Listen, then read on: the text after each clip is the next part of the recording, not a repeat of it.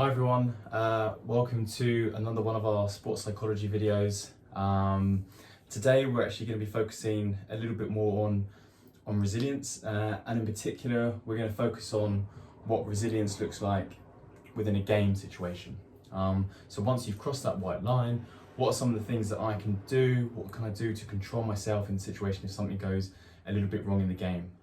Because we know the beauty about football is it's predictably unpredictable. So there will be things that go wrong, but what can we do in that situation to control ourselves and positively impact the game going forward? So as with other videos, I think it's always quite handy to reference a couple of people that we think are resilient within a game situation. So if you take someone like Lionel Messi, for example, where players want to get at him and chop him down all the time, and his first reaction could be to get very angry and have a go at the ref, but actually more often than not it's to get back up and to take ownership and start dribbling the ball and usually put it in the back of the net and do something positive with the game.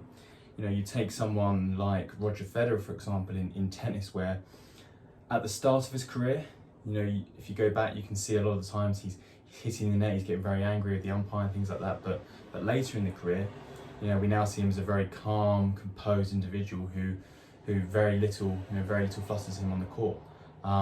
So how do we get to that situation where we're in control of our emotions and our cognitions in a game situation when there's a lot of things going on in the game? And if we look at football and we look at some of the things that you might need to be resilient against in that situation once you cross that white line, you might have refereeing decisions, for example.